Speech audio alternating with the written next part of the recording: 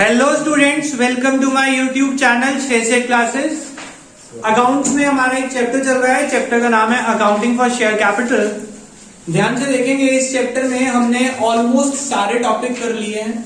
इस चैप्टर का last topic कह भी सकते हैं उसे, और टॉपिक नहीं भी कह सकते, क्योंकि अभी तक जो हमने टॉपिक पढ़े हैं उनका कॉम्बिनेशन है। और ऐसा ही क्वेश्चन मोस्टली एग्जाम में हमारे पास आता है। इसमें क्या होगा, क्वेश्चन में प्रो राटा अलॉटमेंट होगी, फोर फीचर होगा और री इशू भी होगा। आप ध्यान से समझेंगे बेटा, हमने प्रो राटा अलग से पढ़ लिया complete, four feature and re issue अलग से पढ़ लिया। अब इन दोनों के ऊपर बेसिक कंबाइंड क्वेश्चन आएगा। क्या होगा, प्रो राटा अलॉटमेंट भी होगी, फोर फीचर भी होगा और री इशू भी होगा। ध्यान से समझेंगे, पहले जो हमने पढ़ा था, जब हमने प्रो राटा अलॉटमेंट पढ़ी तो मैंने आपको बताया था जितने एक्स्ट्रा थे वो रिजेक्ट हो गए थे, और जब उन एक्स्ट्रा में या कुछ के पैसे नहीं आते तो हमने वर्किंग नोट बनाया था। वो वर्किंग नोट वाला कंसेप्ट हमने फोर फीचर तक सीखा था, उसके आगे री इशू कंबाइंड होगा। क्वेश्चन पढ़ते हैं एक, उसी के थ्रू समझाता हूं। Question number 82.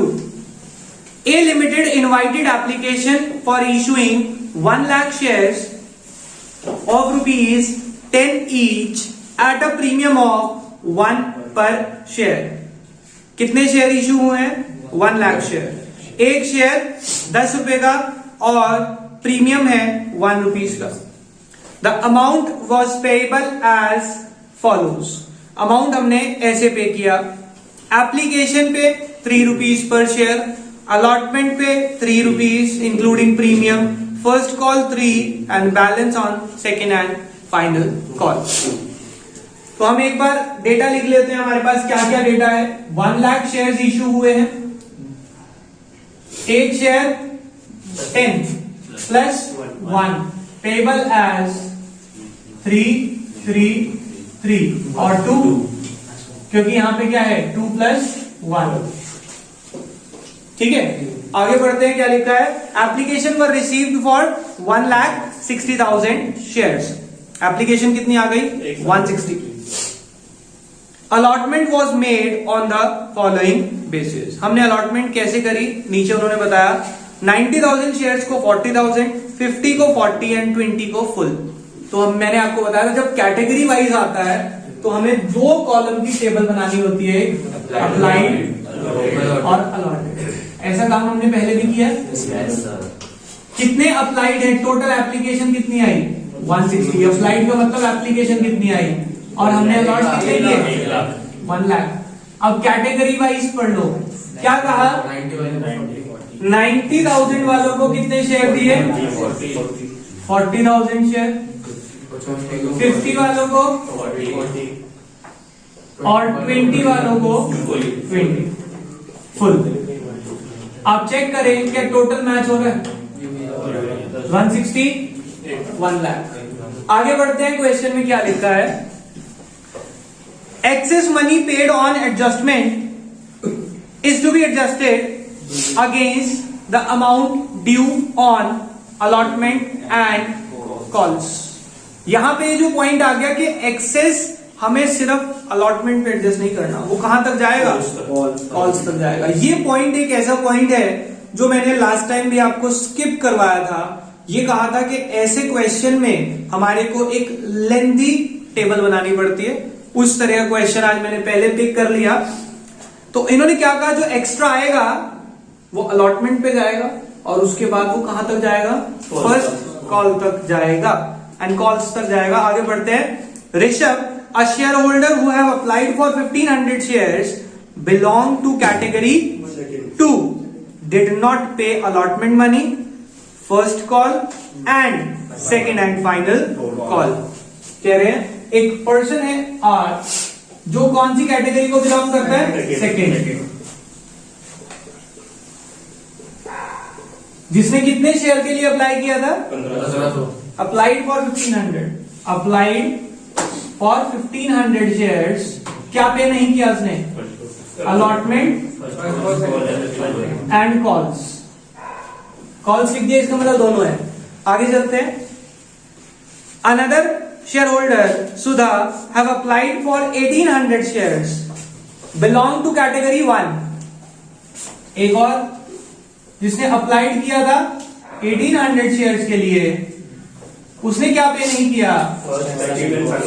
Fail to pay first and second and final call, यानी कि दोनों कॉल्स, राइट। आगे चलते हैं। All the shares of Risha and Sudha were forfeited and subsequently reissued at ₹7 per share as fully paid up। तो issue की बात तो बाद में देखेंगे, रीइशू की पहले फॉरफीचर तक समझते हैं। देखो बेटा, मैं यहां पे एक और टेबल बनाने वाला हूं। कब ये टेबल बननी है ध्यान से समझना। जब आपको ये बता दिया कि मेरा जो एक्स्ट्रा अमाउंट है वो अलॉटमेंट पे एडजस्ट नहीं हो पाएगा, उसका एक्स्ट्रा अमाउंट मुझे कहां लेके जाना पड़ेगा? कॉल्स तक लेके जाना पड़ेगा। तब मुझे ये एक 6-7 कॉलम की टेबल बनानी पड़ती है। 6-7 कॉलम की टेबल बनेगी। पहली बार करा रहा हूं, ध्यान से समझेंगे। तो जो बच्चे छुट्टी पे हैं उनके लिए आज बोनस करवा रहा हूं मैं। एप्लीकेशन और अलॉटमेंट कितने शेयर्स पे है, वो वाली कैटेगरी बना रहा हूं जो ऊपर लिखी है। इसी टेबल को एक्सटेंड कर रहा हूं। 90, 50, 20। अलॉटमेंट 40, 20। ठीक है। अप्लाइड इतने हैं, अलॉटेड इतने हैं। इधर देखिए बेटा, application due at the rate कितने? ₹3।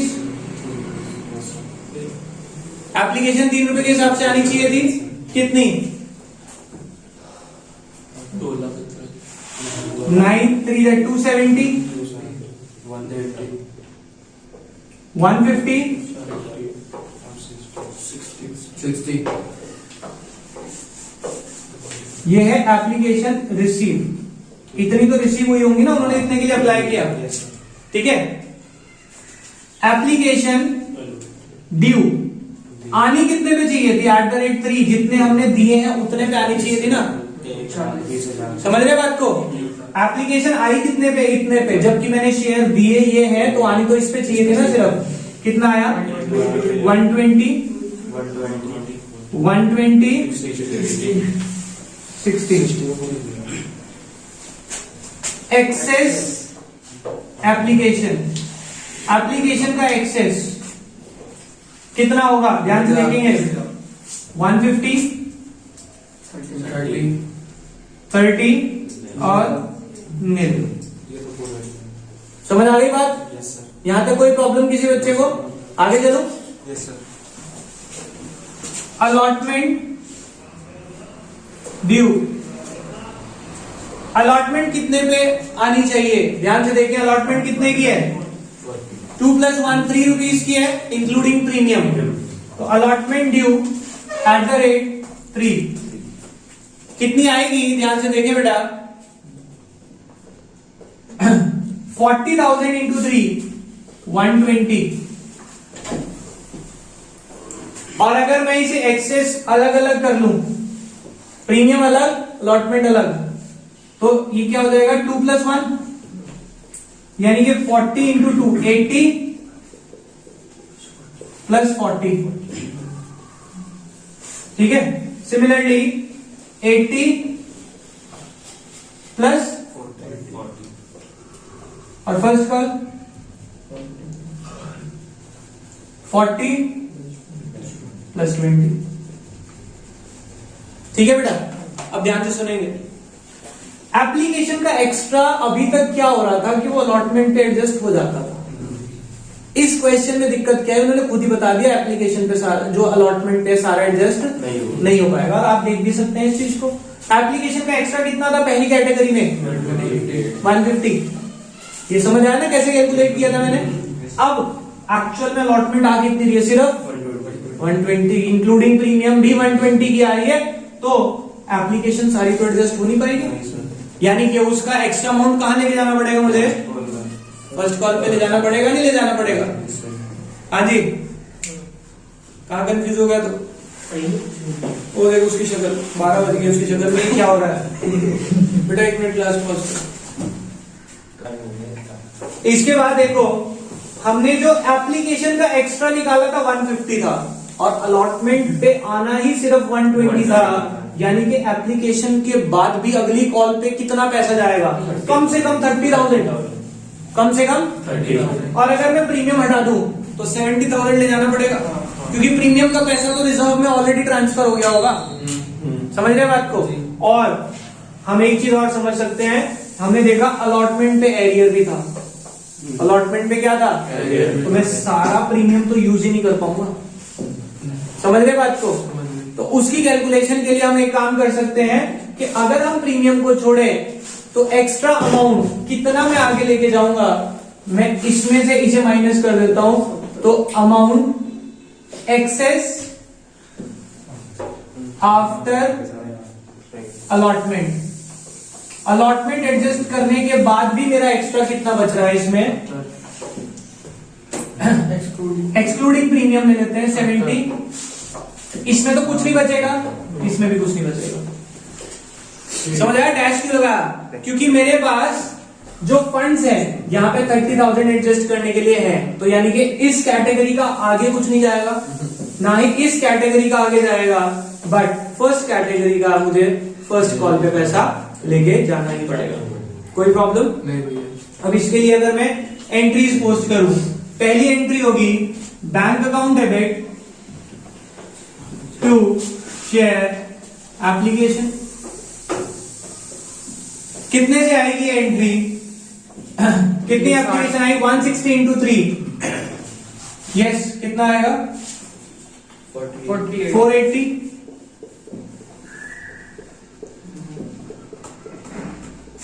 Share application to share capital to share allotment to share allotment के बाद शेयर फर्स्ट कॉल ना लिख के मैं लिख रहा हूं 2 कॉल्स इन एडवांस। अगली कॉल पे लेके जाऊंगा ना उसे भी, 2 calls in advance. 480 share capital में कितना जाता है? जितना एक्चुअल में दिया 1 लाख इंटू 3 लाख। अलॉटमेंट में कितना जाएगा? जितना वहां पे एडजस्ट हो सकता है। ध्यान से देखेंगे बेटा, फर्स्ट केस में 80, ठीक है, सेकंड में पूरा।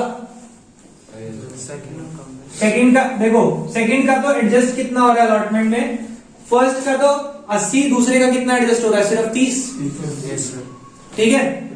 और तीसरे की तो अलॉटमेंट की जरूरत ही नहीं पड़ी, बच गया सारा। तो अलॉटमेंट में कितना लेके जाऊंगा?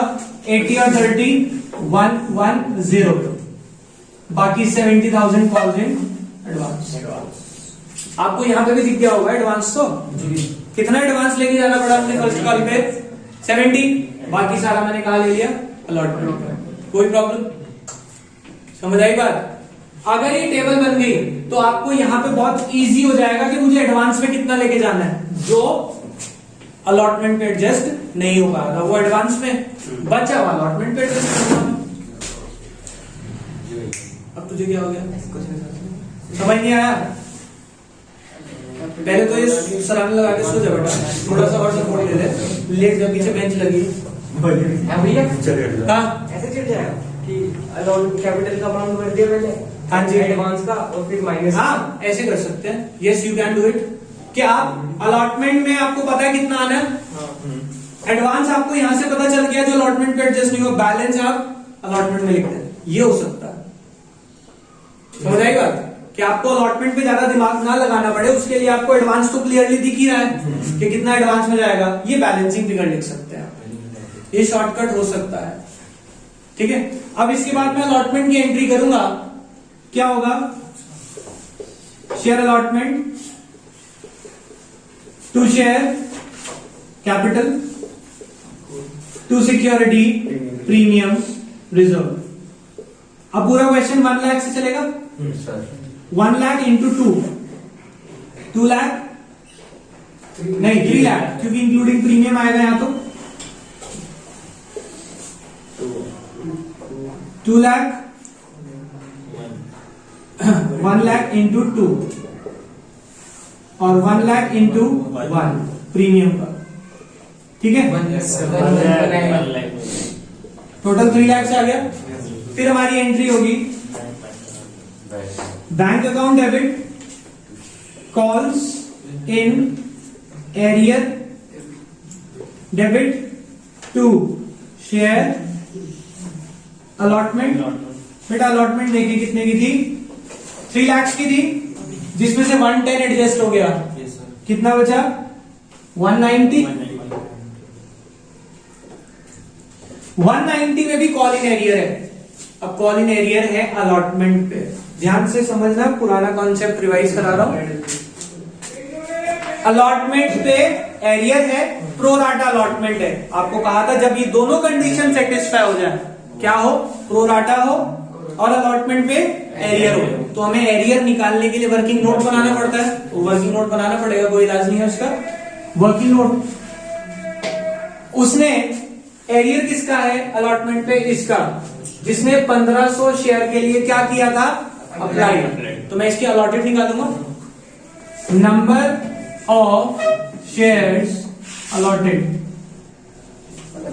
अप्लाइड गिवन है मेरे पास 1500, applied upon total applied of the category 50 into 40, तो ये आ जाएगा 1200 शेयर्स। एप्लीकेशन ड्यू कितनी थी, ये एप्लीकेशन रिसीव कितनी रिसीव हुई होगी, 1500 इंटू 3 4500। एप्लीकेशन ड्यू आनी कितनी चाहिए थी, 1200 इंटू 3 3600। एक्सेस 900।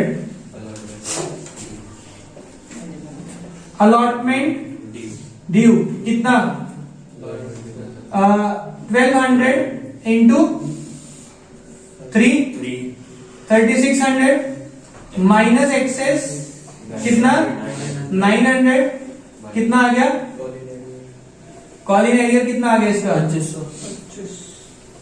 2700, ठीक है। एरियर आ गया इसका 2700 का, 1,87,300 हमें रिसीव हो जाएंगे। आगे बात समझ। Similarly will go for second call. Second call कितने की थी, sorry first call, share first call to share capital कितने से 1 लाख इंटू 3 लाख, ठीक है। आगे चलते हैं। Bank account debit calls in arrear debit to share first call. First call कितने की थी,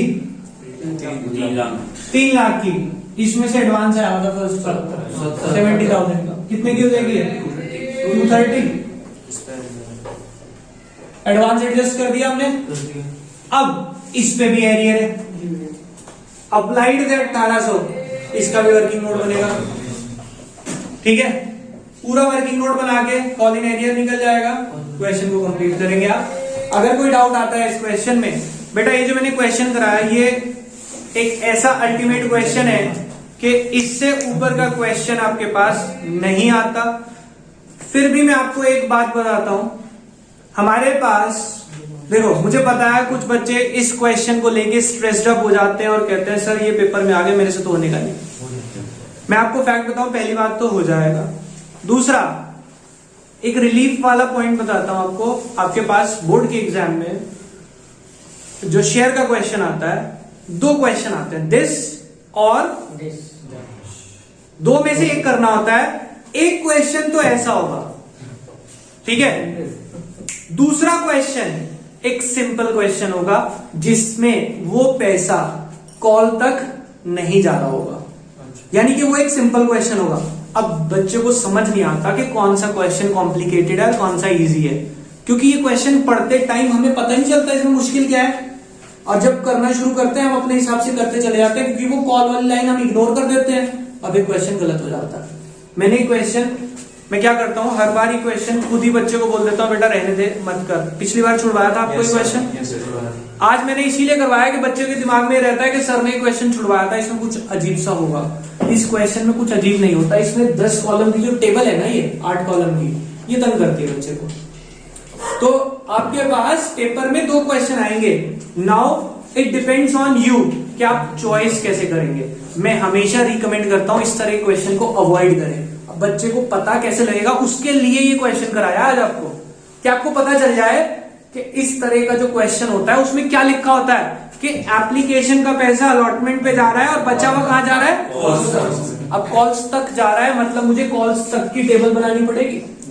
ऐसा क्वेश्चन पेपर में अटेम्प्ट नहीं करेंगे आप, मैं आज खुद मना कर रहा हूं, मत अटेम्प्ट करना। जो दूसरा होगा गो फॉर दैट क्वेश्चन, वो एक इजी क्वेश्चन होता है, उसमें प्रोराटा होता है, फोरफीचर होता है, रीइश्यू होता है, लेकिन फर्स्ट कॉल तक पैसा नहीं जाता, यानी कि ये टेबल बनाने की जरूरत नहीं, यहीं तक काम खत्म हो जाता है हमारा। समझ आ गई बात? तो आपको वैसा क्वेश्चन अटेम्प्ट करना है पेपर में, और फिर भी अगर कोई बच्चा इसे अटेम्प्ट करना चाहे, मोस्ट वेलकम, आप इसे ट्राई करें। डाउट आता है मैं दोबारा करा दूंगा, ठीक है? बाकी करेंगे नेक्स्ट क्लास में, अभी के लिए बाय बाय।